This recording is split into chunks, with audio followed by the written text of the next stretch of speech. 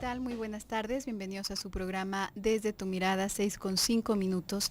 Estás sintonizando el 1040 de AM, si nos escuchas en Guadalajara, Jalisco, 95.1 de FM en Austin, Texas.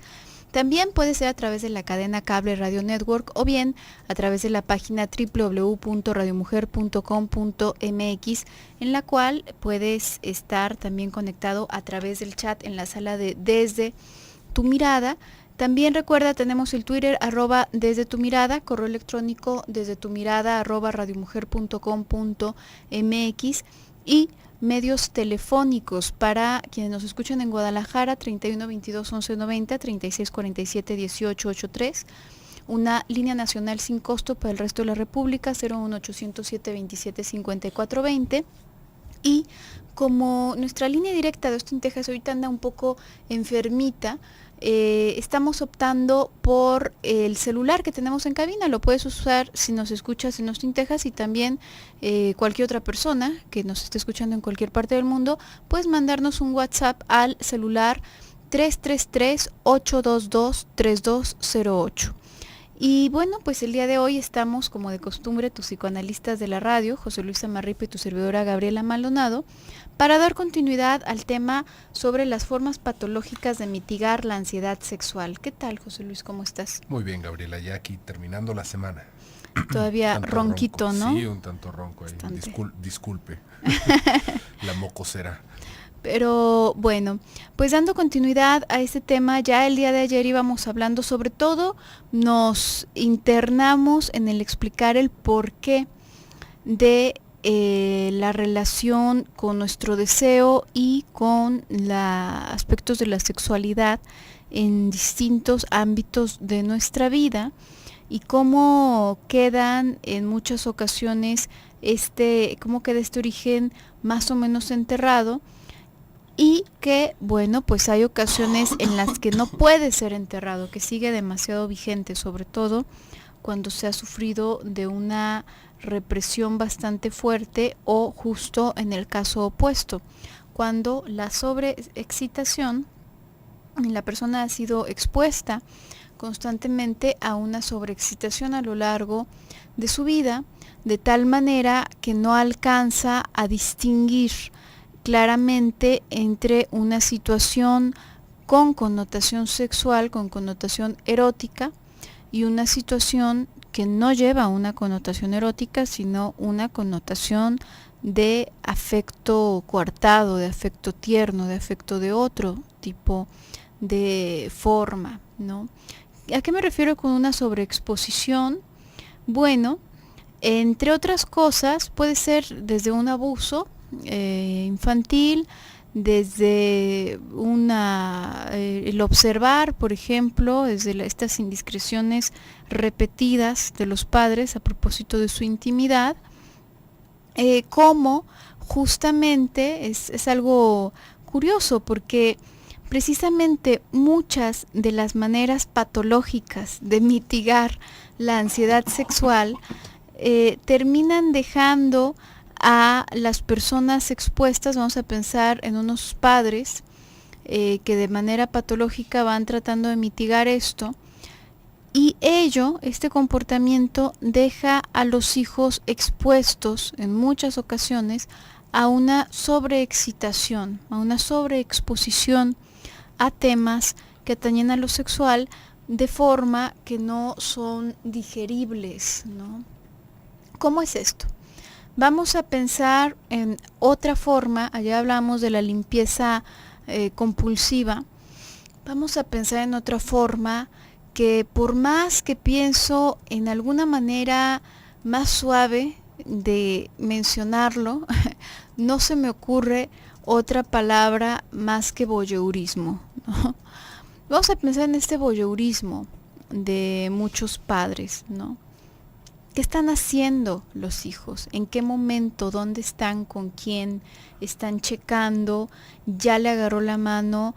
¿Le agarró la pompi o no? ¿Se besó? Están en esta angustia constante, ya tuvo relaciones, no tuvo relaciones, qué tan lejos llegó, salieron y ya llevan tantas horas fuera, estarán en un hotel, y si están en un hotel, ¿qué está haciendo?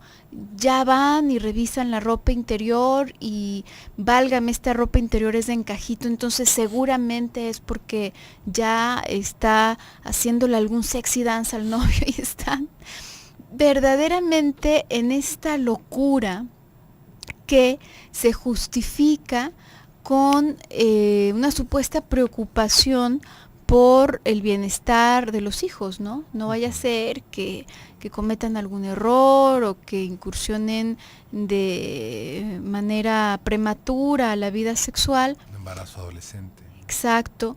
Pero en realidad, en el fondo, quizás no se alcanzan a dar cuenta estos papás, pero en el fondo esto únicamente satisface su voyeurismo, ¿no? Uh-huh. Y esto lo vamos a poder ver con los hijos, ¿no? En esta persecución, y no solamente con la pareja de los hijos, ¿no? Sino estas personas que van evitando, que van diciendo, es que aquí ninguna puerta puede estar cerrada en la casa, ¿no? Ninguna puerta debe estar cerrada. A ver, ¿por qué? ¿Qué escondes? ¿Qué estás haciendo? Ajá, fíjese, por ahí en algún momento en estos programas de televisión que a veces uno alcanza a ver cambiándole, recuerdo de una persona que, bueno, imagínese nada más el nivel de exposición y de payasada, que todavía fue para decirlo en un programa de televisión, ¿no? Que para evitar que su hijo adolescente estuviera viendo imágenes pornográficas o masturbándose, había colocado una cámara en su cuarto, y una cámara que gracias a la tecnología Dios, ella podía estar checando las 24 horas, porque pues trabajaba la mujer, podía estar checando las 24 horas desde su celular o desde alguna computadora, ¿no? Y salía ahí con el hijo, porque para ella era muy importante que el hijo mantuviera la pureza. A ver, ¿qué pasó ahí? ¿No? Estamos teniendo una mujer madura observando las 24 horas del día un adolescente. Sí, es su hijo, pues, pero esperando a ver a qué hora se masturba, ¿no? Y tomándole el tiempo, porque también había una cámara en el pasillo y había tiempo a la hora de entrar al baño, ¿no? Porque bueno, también no lo había puesto en el baño, por si no, imagínese, ahí sí se lo va a encontrar desnudo, ¿no? Fíjese nada más hasta dónde se puede escalar esta locura, ¿no? Cuando ahí lo que estamos viendo, y esto es, digamos, como parte de lo importante que tendríamos que entender con este tema, es que nuestro inconsciente va trabajando de una manera diferente a lo que nosotros vamos haciendo en lo consciente. En lo consciente uno puede decir, a mí no me gusta el helado de fresa, entonces cuando me preguntan si quiero helado de fresa, yo voy a decir no quiero helado de fresa. Y esto está muy sencillo, y si pensamos que la psicología llega hasta ahí, pues nos hemos quedado muy cortos. En el inconsciente, si a nosotros no se nos antoja helado de fresa, se va a hacer una revoltura en la cual nosotros vamos a decir, ¿y qué tal si mejor nos comemos un helado de limón? Pero bueno, el limón, como se parece un poco a la fresa, también me parece desagradable, entonces preferiría tomarme un agua de manzana. Muchas gracias. Yo no diría, ¿qué? ¿En qué momento llegamos a esto? Solamente para darle, digamos, como un ejemplo, tanto sonso, de cómo va funcionando el inconsciente. Ahí lo que estamos viendo es una transformación al opuesto, si lo pudiéramos mencionar de esa manera, una formación reactiva, en donde la madre tiene un intenso deseo de encontrarse al hijo masturbándose, un intenso deseo de encontrárselo desnudo y de estarlo observando, y que de la única manera en la que se puede tramitar ese afecto es poniéndolo todo en lo contrario. Es que yo lo que quiero es que no se masturbe, pero por eso lo estoy viendo todo el día. ¿Sí ve? A ver, ¿qué pasa con eso, no? Para empezar, ¿cuál sería el sentido de estarlo viendo todo el día si no quieres encontrarlo en una situación indispuesta, ¿no? Y aparte, en todo caso, ¿cuál sería el problema con que un adolescente se masturbe, ¿no? ¿Cuál es el punto de estar encima de eso, ¿no? Habiendo tantas cosas que podría ser un adolescente, ya se vamos poniendo un sistema de seguridad para que no se masturbe. Fíjese cómo justamente se encuentra lo contrario. En lugar de no verlo, está buscando el momento en el que lo encuentre haciéndolo, de una o de otra forma. Entonces, ahí es justamente lo que va dirigiendo a la madre a hacer esto, es su propia ansiedad sexual, su propio deseo prohibido, y esto es una manera justamente patológica de manejarlo. Pero bueno, vamos a ir a un pequeño bloque comercial, en un momentito continuamos.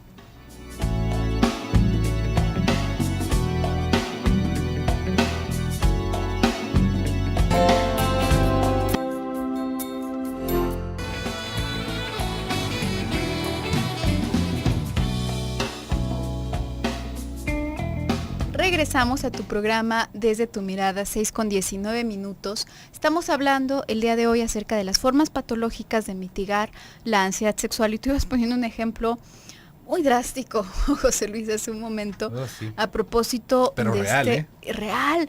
Y es que es esa parte, ¿no? En muchas ocasiones acá cuando hablamos acerca de un tema, de pronto te presentamos algún ejemplo drástico, porque en estos ejemplos drásticos es que se deja ver de manera ineludible el deseo inconsciente, ¿no?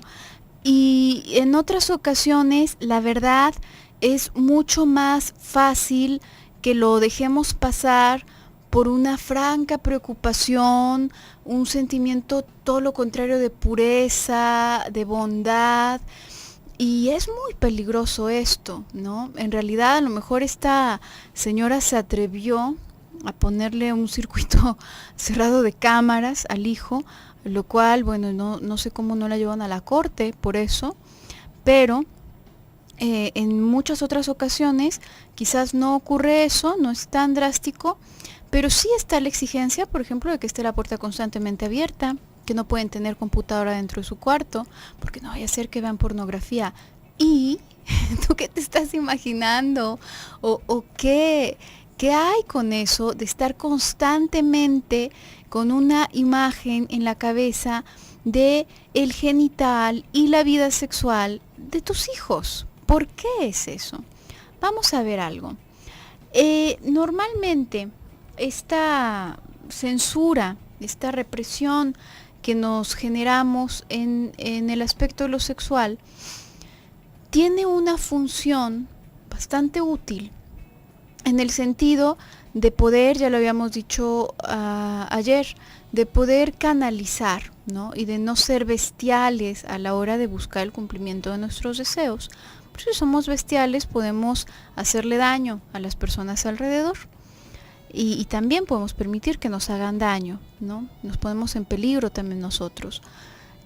Pero no es más que eso. No significa que esté mal disfrutar de una relación sexual. Se llega al absurdo de pensar que las relaciones son exclusivamente para la reproducción y que es algo que casi se tiene que padecer, ¿no? En algún tiempo los puritanos tenían esta práctica de envolver a la mujer como taco en una sábana, únicamente con un orificio que coincidiese con el orificio vaginal para tener la relación de la forma más apática posible, ¿no? Porque únicamente se estaba buscando la reproducción y nada más.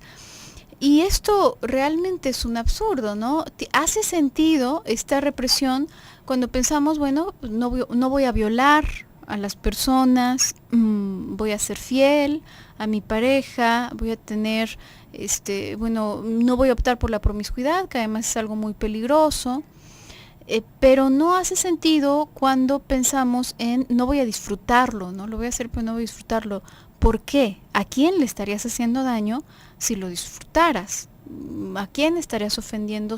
¿Por encima de quién estarías pasando si lo disfrutaras? Pues no, realmente no, pero de pronto nos hacemos esta idea, ¿no? De que como la represión nos civiliza, entonces deberíamos reprimirnos lo más posible. Y ya decíamos ayer, no desaparece el deseo, únicamente se va acumulando si no lo canalizamos. ¿Y a dónde lo canalizamos? Vamos a pensar en una cabeza que vive con esta mentalidad de la pureza y de que nada debe de ser disfrutable y de repudiar todas las cosas que atañen a lo sexual.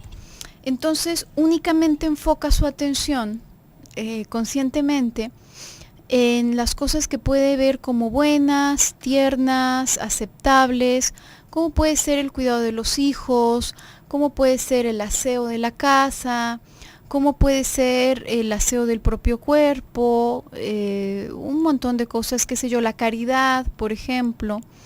Entonces, eso es lo único que tengo, como esas son las únicas herramientas de las que me he hecho, porque es lo único que he puesto en mi panorama, eligiéndolo selectivamente porque considero que esas son las cosas puras y buenas.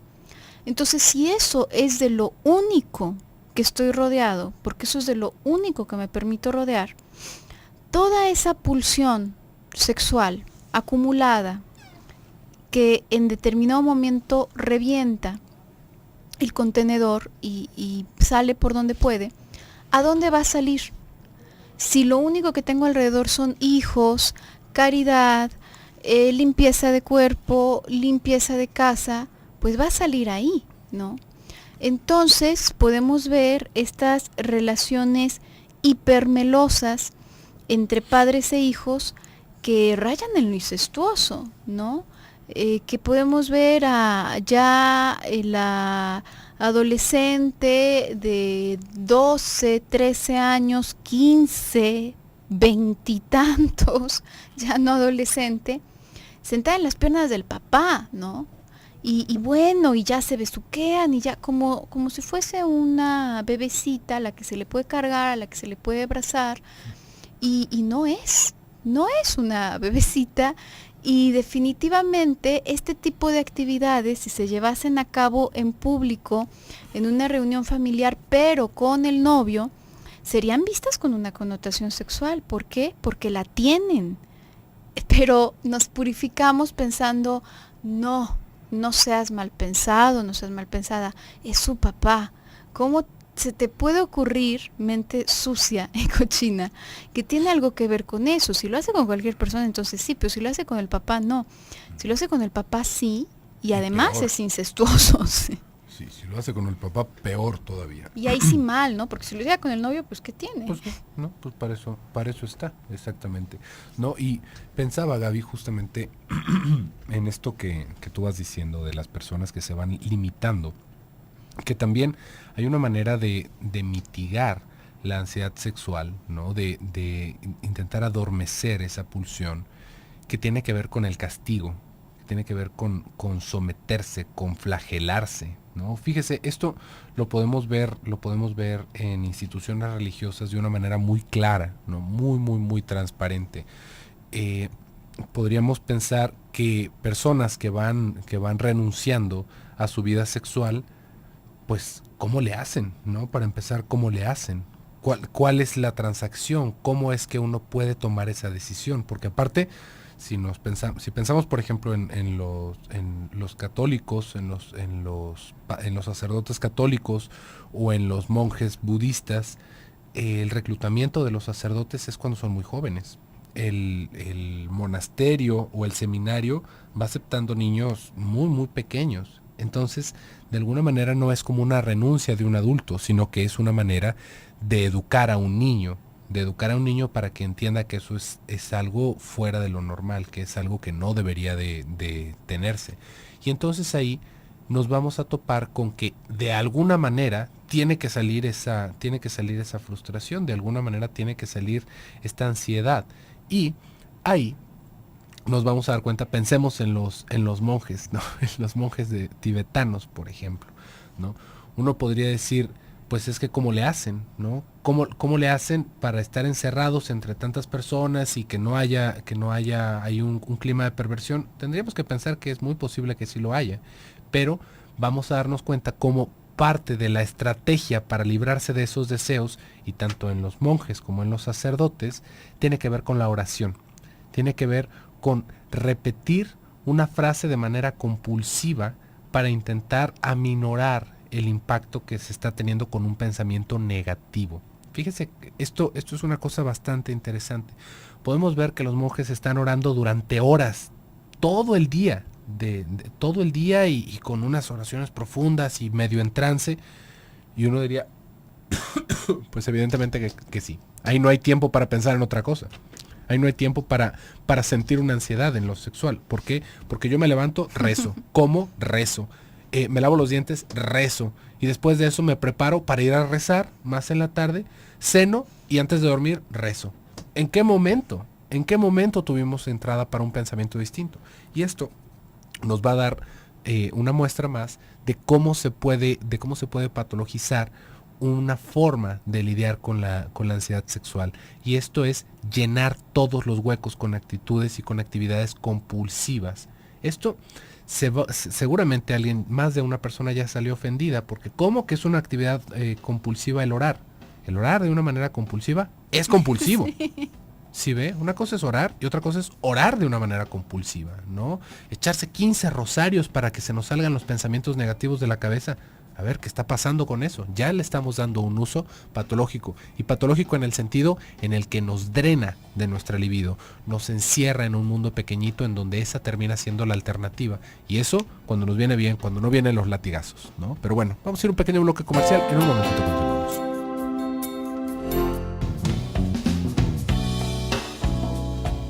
Regresamos a tu programa Desde tu Mirada, 6:34. Estamos hablando acerca de estas formas patológicas de mitigar la ansiedad sexual. Por lo general, tienen que ver con comportamientos compulsivos, como tú ibas hablando, José Luis, acerca de esta oración compulsiva, ¿no? Que en efecto puede realizarse de esa manera y no significa que sea que digamos la patología en sí consista en el acto, por ejemplo, de orar compulsivamente, sino que el hecho de que esto esté ocurriendo nos habla de que la actividad, que puede ser limpiar, puede ser rezar, puede ser estar constantemente observando, buscando a los hijos por el celular, que ahora además ya se puede saber hasta dónde están, ¿no? A ver, ¿dónde está? Sí me dijo la verdad, no me dijo la verdad, etcétera. Más bien esta actividad nos da aviso de que está ocurriendo algo enfermizo en la persona. Y cuando decimos enfermizo no nos referimos, porque a lo mejor suena como algo planeado, algo malvado por parte de la persona, y no, simplemente es un malestar que de hecho está padeciendo esta persona y que se deja ver de esta manera. Tenemos una participación anónima que nos hacen llegar a través del WhatsApp. Nos dice, Gaby y José Luis, si no tenemos hacia dónde dirigir nuestro deseo sexual porque no tenemos pareja, ¿cuál es la mejor recomendación? No es fácil encontrar pareja. ¿Dónde dirigir el deseo para no enfermar? Fíjate, Anónima, aquí tu participación creo que condensa muchos aspectos importantes de esto. Nosotros comentábamos que la pulsión sexual no es toda como, no hay que imaginarla como un río, si fuese un río, no hay que imaginarlo como un río totalmente recto, que únicamente se dirige a la satisfacción o a la búsqueda de un coito con una persona, una relación amorosa, erótica con una persona, sino que esta pulsión va ramificando en distintas actividades, va ramificando en trabajo, va ramificando en el amor que se le puede tener al trabajo, en el amor que se le puede tener a la familia, en el amor que se le puede tener a los amigos, al arte, a algún hobby que tengas, a distintas actividades. Cuando tenemos esto, cuando nos despierta este deseo de manera natural, tenemos distribuida nuestra energía libidinal. Y eso no solamente reduce el nivel de ansiedad, o más bien no permite que se acumule este deseo al grado de convertirse en ansiedad, porque lo que vivimos como ansiedad es deseo acumulado. Esto es algo interesante. No solamente no se permite que llegue al punto de ansiedad, sino que además nos nutre, porque de todas esas actividades recogemos nuevas representaciones, recogemos nuevas formas de pensar, puntos de vista, amistades, personas en las que podemos contar, personas que pueden contar con nosotros, etc. Pero no se trata, y por eso dije cuando nace el deseo de una forma natural. Hay muchas ocasiones en que una persona se hace la idea de que no quiere tener pareja o de que no va a tener pareja. que no quiere y lo separo de por qué no va, porque en muchas ocasiones es como tú nos lo comentas, ¿no? Es que no tengo pareja porque no es fácil. Si tú sales a la calle y ves a un montón de personas, puedes decir, definitivamente no es tan difícil conseguir pareja, ¿no? Lo que pasa es que nosotros, esta dinámica de la que vamos hablando, no es consciente, no es algo que nosotros decidamos. Quizás conscientemente tú puedes decirte, estoy abierta a tener pareja, pero por alguna razón hace tantos años y nunca he conocido a nadie. Y a lo mejor la idea es que es porque es muy difícil encontrar pareja, ¿no? Nosotros no nos damos cuenta de que estamos haciendo algo para evitar llegar a tener pareja. Cuando una persona está en esta determinación, sea consciente o inconsciente, ya hay algo, no es que esa determinación le vaya a enfermar. Ahí, y el día de ayer yo comentaba esto del psicoanálisis silvestre, ¿no? Ahí la recomendación no, de ninguna manera sería, no sabes qué es que sí ten pareja. Búscale a ver cómo le haces para tener pareja, porque si no, esto se va a hacer una tolangue. No, en realidad lo dañino no es el hecho de que no se tenga pareja como tal, lo dañino es lo que está atrás, que nos está dando la determinación, consciente o inconsciente, de no hacerlo. Y como está esa determinación de no tener pareja, digamos que nos bloqueamos de tal manera que a lo mejor ha pasado muchísimas oportunidades y han pasado muchísimas personas quizás valiosas por nuestra vida que las hemos dejado ir sin darnos cuenta y seguimos en esta idea, qué difícil es conseguir pareja. No es tan difícil pensar cómo podemos bloquearnos de ciertas cosas. Muchas veces te pongo este ejemplo, ¿no? Si yo en este momento te nombro alguno de los dedos de tu pie derecho, vas a hacerte consciente de eso. Antes de eso lo estabas ignorando por completo. En realidad hay muchísimas cosas que ignoramos nada más por prestar atención, sin que haya ningún deseo, ningún miedo y ninguna angustia involucrada. Ahora, si hay angustia involucrada, como la angustia que puede representar el hecho de tener una pareja amorosa, va a ser mucho más potente esta discriminación que llegamos a hacer y esta forma de ignorar por completo algún hecho porque nos produce un malestar. Entonces yo creo la recomendación aquí, Anónima, sería poder trabajar y poder tratar de entender por qué para ti ha sido tan difícil encontrar pareja. Y aquí tú nos vas haciendo esta pregunta, ¿no? ¿Cuál es la mejor recomendación? Hay que recordar lo que estábamos hablando el día de ayer, no hay que aplicarse un psicoanálisis, Silvestre, si ve, no es cosa de buscarse un amante o masturbarse, porque ahí entramos en la concretud. Esto que te va comentando Gabriela de reflexionar por qué va siendo tan difícil para ti el adquirir una pareja, es un camino bastante saludable para poder empezar a generar cambios. Pero aquí hay una cosa bien importante que tendríamos que señalar. Hay muchas formas de descargar la pulsión sexual, hay muchas formas de encontrarle caminos de disfrutar, porque el trabajo es una de ellas. Podríamos pensar la caridad, ¿no? Es otra de estas. Podríamos pensar el arte, ¿no? Los amigos, los viajes, tantas cosas en las cuales podemos dirigir nuestra pulsión sexual para darle una descarga. El tener un hobby, una pasión que nos consuma, es ahí, es en donde está puesta también la pulsión sexual. No tiene que ver única y necesariamente con una descarga sexual, pero no hay que engañarnos. Si no hay una descarga sexual, nos estamos brincando una parte de la vida, nos estamos brincando una de las más importantes de estar vivos. Si ve, no lo podemos reemplazar por otra cosa. Es como si de repente queremos tener este pensamiento, bueno, es que yo no quiero comer carne, ¿qué puedo comer para reemplazar la carne? No hay una equivalencia, no existe ese intercambio que nos vaya a dejar igual. Esto es imposible. Si nosotros estamos renegando o si estamos privándonos de un placer en lo sexual, en el erotismo específicamente, no hay reemplazo de esto. No va a haber pastilla, no va a haber actividad que lo reemplace, ni le busque, que se va a frustrar todavía más.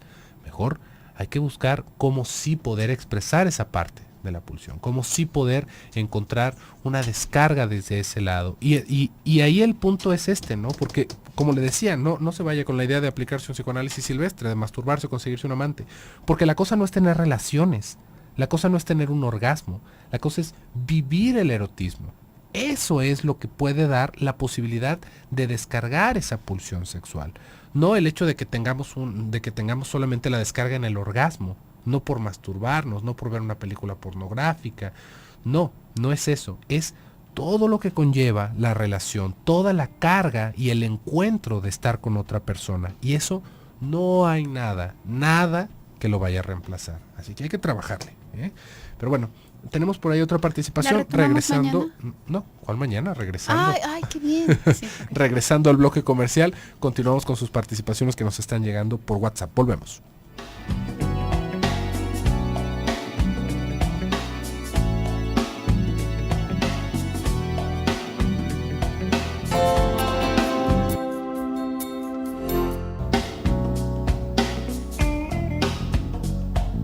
Regresamos a tu programa Desde tu Mirada, 6:50 minutos, 49 minutos todavía. Estamos ya por concluir este tema acerca de las formas patológicas de mitigar la ansiedad sexual. Y tenemos unas participaciones a través de WhatsApp. Creo que ha resultado bastante útil este medio para poder comunicarnos contigo. Elena nos estaba comentando: Gaby, lo que dices es cierto, yo me casé grande, pero sí influye en los comentarios de los demás cuando uno no tiene pareja. Me casé a los 34. En efecto, vamos tratando de poner las cosas de una forma demasiado lineal, ¿no? Y por eso es tan importante entender que esto nace de una forma natural. Si no nace de una forma natural, el hecho de que lo obliguemos no nos va a salvar de nada. Simplemente vamos a estar haciendo como si, ¿no?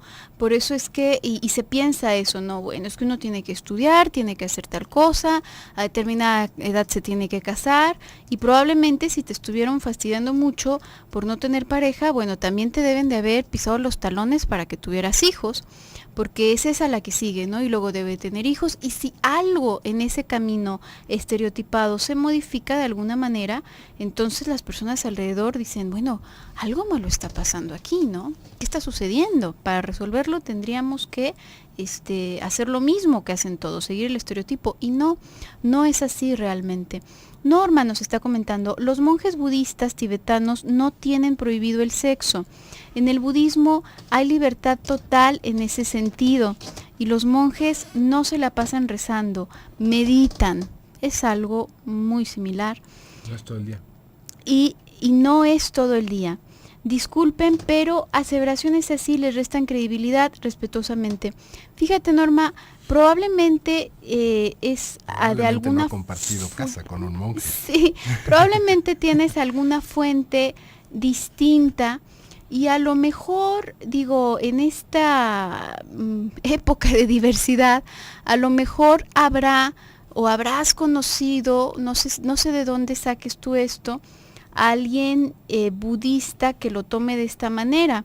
Bueno, podemos encontrar hasta religiosos de todas las religiones que tampoco se lo prohíben, ¿no? Pero la norma es distinta, ¿no? Por ahí, bueno, tú, José Luis, de primera mano llegaste a conocer a un grupo grande de estas personas que se daban el tiempo de precisamente pues llegar a dar conferencias y este tipo de cosas, y no es que fuesen personas que leen el libro y les gusta la filosofía tibetana, y entonces, porque hay muchas de esas personas, ¿no? Uno ve de pronto a algún mexicano y así vestido con los hábitos y con este tipo de ropa y predicando estas cosas, pero es una mezcolanza, ¿no? De uno y otro pensamiento. Pero bueno, pues en realidad quizás José Luis te puede platicar un poco de esta experiencia que en algún otro momento ha compartido, no sé si en el programa, si en este programa, pero sí hay una prohibición y por ahí hay una manera muy interesante de manejar este deseo, ¿no? Ujú. Sí, es curioso porque ahí no solamente es un asunto del celibato, sino también de despojarse de cualquier tipo de, digamos, como de posesión material, ¿no? También hay un cierto recato al momento de comer carne, por ejemplo, ¿no? Que es bastante interesante. Y sí, hubo un tiempo en el que pude convivir de una manera muy cercana con estas personas. Y sí, es Norma, ¿cierto? La Sí, persona que nos estaban diciendo. Tal vez Norma, pequé de exagerado con esto de levantarse, rezar, dormirse y rezar, ¿no? Pero son personas que dentro de su misma rutina rezan al menos 4 veces al día, como ritual. Si ves, y es también eso que tú nos estás diciendo de la meditación, también es parte de todo esto. Y también depende justamente del lugar en el que sean los monjes, digamos, del rango que tengan los monjes. Y esta parte que tú decías, Gaby, de cómo muy se iba interesante. tratando el tema del celibato, se me hace muy interesante que en algún momento, pues así con la misma candidez que ahorita acabo de sacar, mi batea de babas de dormir, rezar, levantarse y rezar, le pregunté a uno de ellos, ¿no? Le pregunté, oye, fulano, no era fulano, el señor se llamaba Pasang Duktak, era una persona muy, muy interesante. Y le pregunté, pues, que cuál era, que cómo le hacían realmente, ¿no? ¿Cómo le hacían? Yo estaba muy joven en el momento en el que los conocí, estaba todavía adolescente.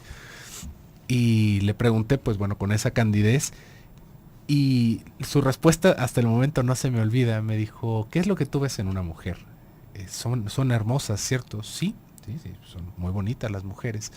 Bueno, ¿y qué tal si no tuvieran la piel de la cara? Serían un monstruo, ¿cierto? Y yo dije, pues sí sería más feo, ¿no? Bueno, pues de esa manera te das cuenta de que al final de cuentas lo que tú estás viendo es una apariencia, no todo en contexto. Entonces, pues no hay necesidad de relacionarse si lo ves de esa manera. Se lo estoy diciendo, le estoy pasando la experiencia de una manera literal, ¿no? Al costo, como dicen por ahí. No es un decir, es una cosa que también de primera mano lo pude experimentar.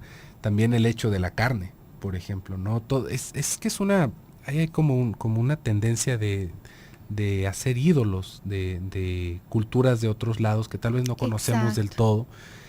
Y esta misma persona, junto con muchos otros, ¿no? En algún momento hicieron de cenar, hicieron una carne con chile y buenísima, buenísima, con fideos que ellos mismos hicieron.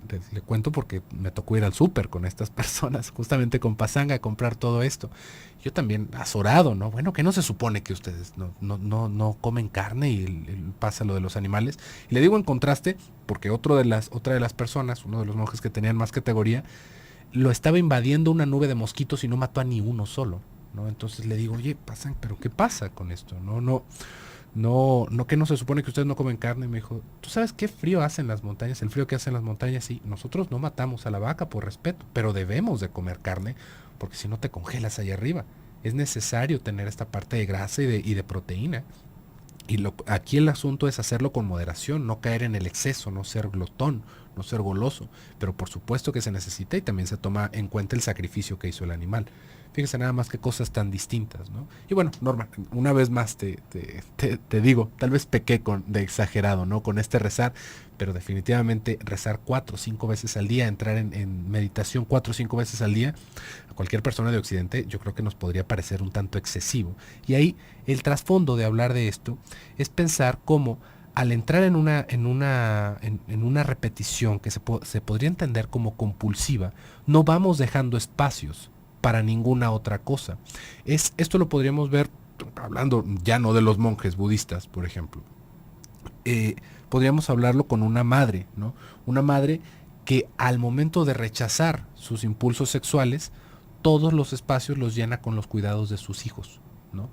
Si el esposo le pide algo, no es que el niño va a tener hambre, no es que el niño va a tener frío, no es que el niño está solo, no es que los niños es que les tengo que preparar su lonche.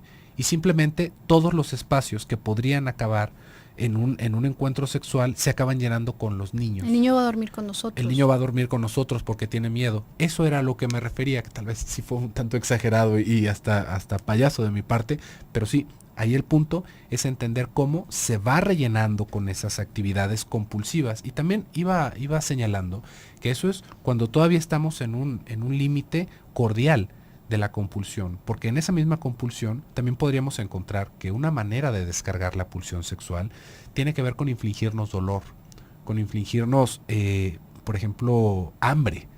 Esta es una cosa muy muy triste, pero que también es una manifestación más de la descarga sexual, en la cual yo, para evitar mis apetitos, que fíjese cómo también viene con esta idea a veces de lo vegetariano, ¿no? Del sufrimiento de los otros. Yo, para evitar este tipo de apetitos, no como carne. En sí, había muchas órdenes que no tenían que ver con los budistas, sino con los monjes, ya más bien hacia lo católico, en la religión católica, que no comían carne para evitar que se les despertara el apetito sexual, ¿no? Esto es una cosa muy real, porque, pues bueno, la carne también tiene bastantes otras propiedades que van moviendo nuestros niveles hormonales. Entonces, fíjese cómo va hacia el privarse, hacia el entrar en ayuno, cómo tenemos en tantas religiones costumbres de ayuno, ¿no? Yo lo que estoy haciendo es dar un sacrificio, y es un sacrificio de mi placer, ¿sí se fija? Y en el sacrificio de mi placer yo encuentro placer. Exacto, se pervierte. Cuando no hay otra fuente de descarga, el deseo sexual se pervierte. Esto es una cosa muy importante, pero bueno, por el día de hoy se nos ha terminado el programa, el tiempo del programa, pero nos estaremos escuchando el lunes a partir de las 6 de la tarde, así que vuélvanos a sintonizar. Yo me despido, soy José Luis Amarripa. Yo soy Gabriela Maldonado, hasta pronto.